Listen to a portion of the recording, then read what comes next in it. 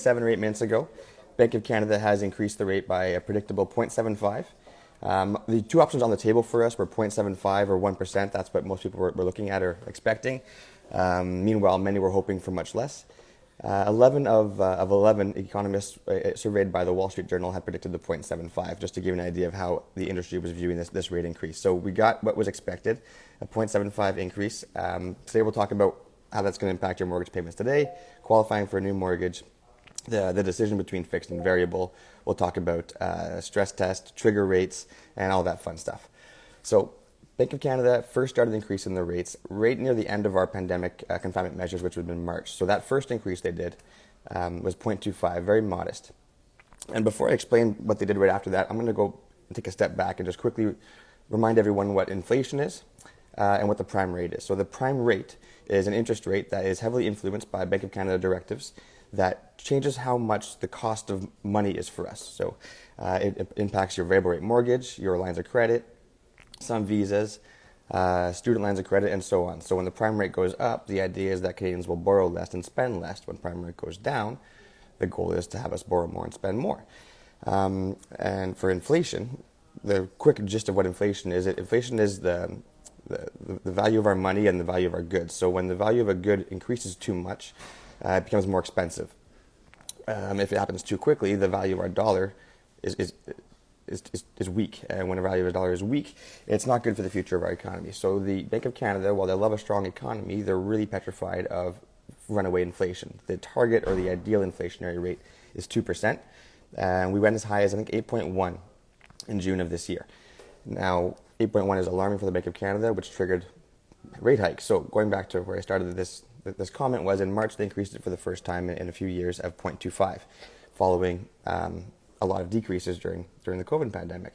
So 0.25 was a very minor increase. Many people expected more. We're even disappointed that they only got a 0.25 because it meant that the can was kind of being kicked down the road a little bit with inflation. 6 weeks later, they had another meeting. April, they increased it by 0.5. That was supposed to make a dent. It was supposed to yield borrowing a little bit and at least cause some hesitation at minimum. And it didn't quite hit the money or have the intended consequence. So June, the following rate announcement date, they increased it by 0.5 again. So now we're at 1.25 total increases since March of this year. Fast forward another month to July, and a historic 1% increase was put on the table. We haven't seen this in over 20 years, and the idea behind that was to really put the brakes on Canadian spending, home buying, luxury spending, and all that kind of stuff. Excuse me. After that 1% increase, well, people were shocked, and we kind of assumed that the Bank of Canada was relatively done making our mortgage costs more and the cost of borrowing more expensive. And we even got a pretty positive inflation report. I think it was early August or late July it came out saying that the inflation levels have dropped for the first time in X amount of months. A lot of people in our industry got a good feeling about that news and started talking about how the Bank of Canada is probably done raising the prime rate. But less than 2 days after that news came out, the Bank of Canada actually went to Twitter to remind everyone, myself and the industry, that their target inflation rate is 2%. And until they get there, they're not done increasing the prime rate on us. That brings us to today, where we were expecting a 0.75 or 1% increase, and we got the 0.75. So what does this mean? Well, it's supposed to mean that we're going to spend less money and borrow less. Will it actually happen is to be determined, but anyone who has a mortgage today at the variable rate, what this change today did to you or did to your mortgage increased by $37 for every $100,000 that you have borrowed. So on a $300,000 mortgage, you increased by $111. And that's for the 0.75 today. Keep in mind, we already had 1.25 worth of increases, 2.25 worth of increases over the past, since March. So a lot of increases in the variable rate mortgage payments. Can Canadians afford this? Can we afford this? Well, there's some good news. When you are applying for a mortgage, you have to be stress tested, at least the prime mortgages. So if you're a qualified borrower with good credit, good income, and you're following the traditional path of getting a mortgage, you were stress tested against the amount of money you were borrowing. And not with the rate you were borrowing it at, but with a fictitious higher rate. And that stress test mechanism was designed for moments like today. So what a stress test is you have the mortgage you're applying for with an interest rate that's going to be called your contract rate. So that's the rate of the money you're borrowing. The stress test forces you to qualify for that same mortgage under all the mortgage rules, but using a rate of your contract rate plus 2% or the Bank of Canada qualifying rate. Now, the Bank of Canada qualifying rate has gone anywhere from 4.19 to 5.25 in the past few years. So that rate changes, but the contract rate plus 2% happens to be the higher of the two when you're qualifying for a variable rate mortgage more often than not. So when the Bank of Canada qualifying rate was at 5.25, the variable rate mortgages that we were seeing in Canada, you saw as low as 0.85 at nesto. That rate plus 2% is way lower than the Bank of Canada qualifying rate. So you'd be defaulted into qualifying at the Bank of Canada rate. Now, when you get a fixed rate, just for comparison purposes, they were much, much higher at the time. Usually the fixed rate plus 2% was higher than the Bank of Canada qualifying rate. So needless to say, most of the people who have a variable rate mortgage today were actually qualified on their mortgage at a rate around 4.19 and 5.25. The best variable rate today, before this change happened this morning, was 3.65 5-year fixed. 5-year variable. Add 0.75 to that for the new best variable rate today. So those who got a mortgage in the past 3-4 years, they're just now passing or just underneath what they were stress tested at. So in theory, they should be able to afford their mortgage payments. In reality, there's probably people out there having some difficulty in deciding or trying to decide right now whether they want to maintain this home ownership or refinance their mortgage or check out another type of more affordable shelter because the variable rate payment has gotten a little bit too high for them to be comfortable. One of the things that is now off the table, which I'm personally a fan of, is because the difference between the best variable and the best fixed rate over the past 6 months or so, it was a huge difference. Borrowers could actually qualify for more money if they chose a variable rate mortgage. Now, it sounds like a good thing, but it's actually not a good thing because there's now a bias or a false need to get a variable rate mortgage just to get into the home that you want to buy or the price point that you want to enter the market at. It should have always been an even playing field, so that decision between taking fixed or variable was purely based on your affordability and your comfort level, not based on having and not having the property. So there's comfort in knowing that the spread is now so thin, no longer can you just choose a variable rate mortgage to qualify for more money. And just want to clarify, that option didn't exist for a long time, but there was a window where that was a key part of buying of qualifying for your mortgage for about 4 or 5 months. So that was a little bit alarming.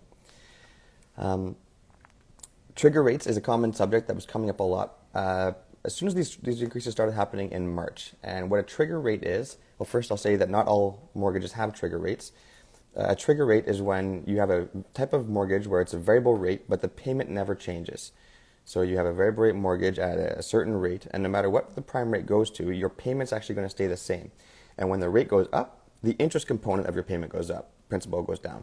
When the rate goes down, the interest component goes down, and the principal goes up. So these are called static payments. So a lot of variable rate mortgage holders have a static payment, and there's also a lot with an adjustable payment. The adjustable payment will always move with the interest rate, keeping everything on schedule. There's no such thing as a trigger rate with an adjustable payment. But when you have a static payment, the trigger rate means that the interest rate has increased to the point where your payment no longer covers the interest payable during that payment period. It's alarming for the bank because for them, the mortgage may never be paid off if the rates don't come back down. So what happens is when you hit your trigger payment or your trigger rate, the payment is reset to a new payment that'll include the interest payable and the principal payable, bringing you back to your schedule that you're supposed to be paying your loan off by. There's a lot of positives in taking a variable with a static payment. You can budget. When rates go down, you pay off your mortgage much faster.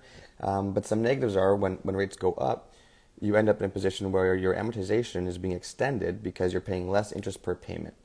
And if it's only for a short period of time, that's not that big of a deal. But if this happens for the whole 5 years, well, your 25-year mortgage that you got 5 years ago is still a 25-year mortgage. And it's going to cause you some complications if you're trying to change mortgage companies at the 5-year mark of your renewal. There wasn't too much written about it from the lenders or banks themselves, but RBC and TD did put out an article about how many customers they have in their book of business that they expect to reach a trigger rate with this increase today or the next increase if there is another one. This is a common question, and it's a hard one to answer, but I'm going to do my best at it anyways. With the new rate announcement, is it better to go with a fixed or a variable rate mortgage?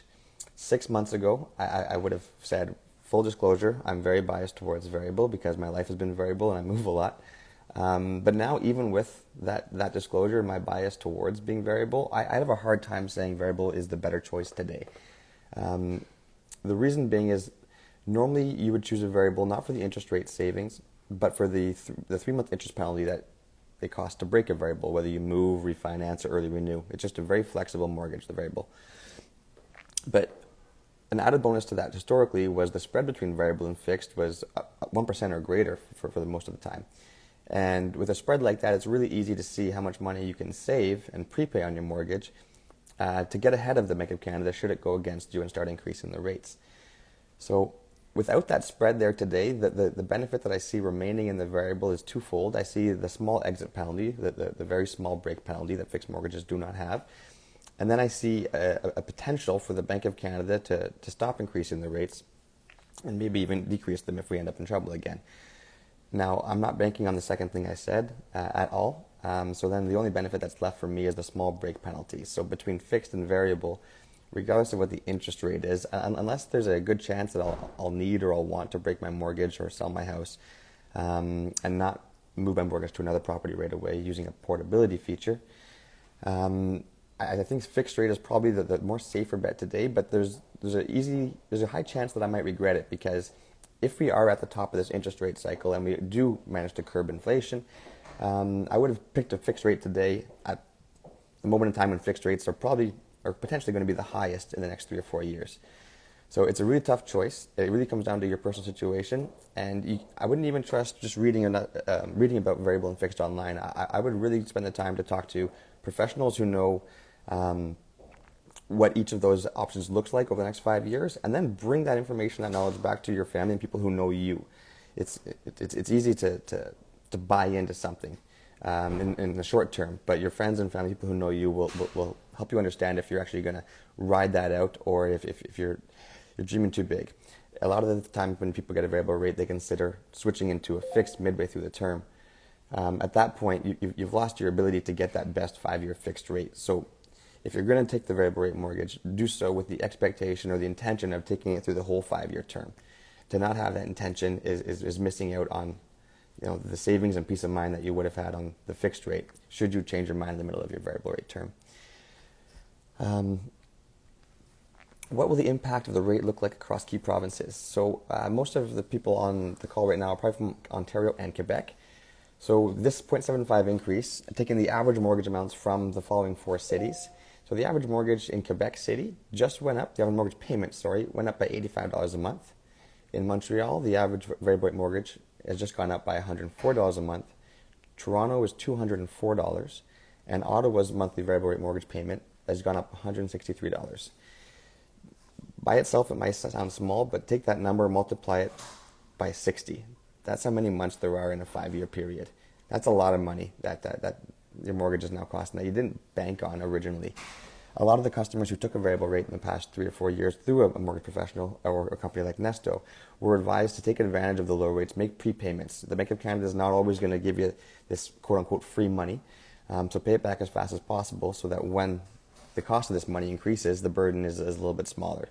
So I hope as many people as possible who did take a variable rate mortgage did increase their payments or make lump sums or even set their payments up as a fixed rate, as to what the fixed rate payment would have been at the time of their mortgage. These are all options that you can have right from the get-go when your mortgage starts.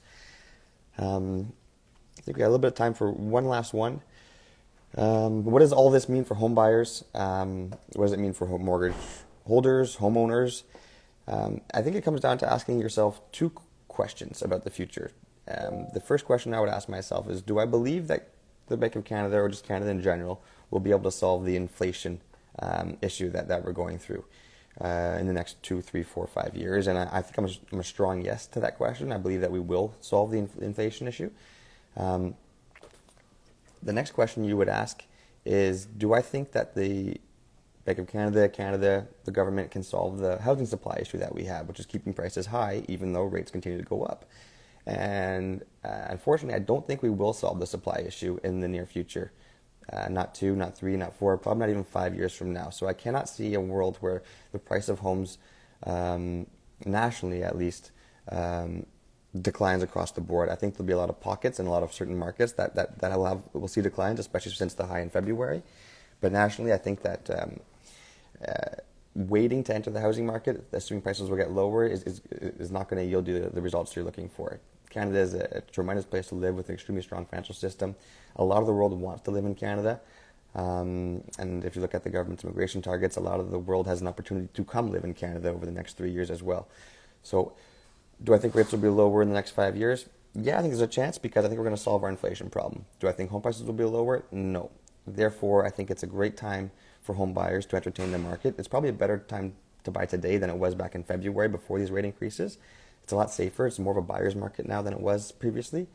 And when it comes to renewing, refinancing, I did say I think the rates will be lower 4 or 5 years from now. I don't think they're going to be any lower 6 months from now. So if it's on your mind, or if it's on the to-do list, or if it's scheduled to come up in the near future, the best time to get started on your mortgage was yesterday, unfortunately. So don't hesitate to reach out to Nesto and get that process started. We can lock in a rate for up to 150 days, which is 30 days longer than the national average of rate locks.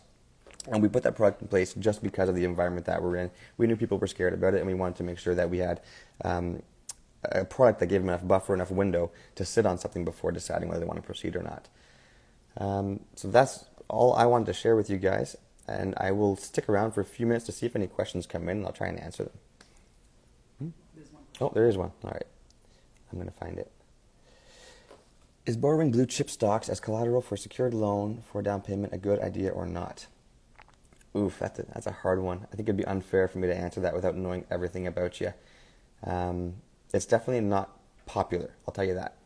But I don't have a good answer for you. I'm sorry. I would try your accountant and your financial advisor, but keep in mind the financial advisor is probably biased and wants you to buy the blue chip stocks.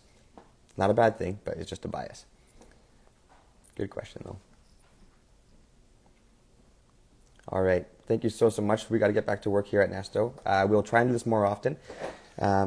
Next bank account announcement or anything that's big in the news we'll bring to you guys with our feedback and our insights on it. Have an awesome Wednesday and take care.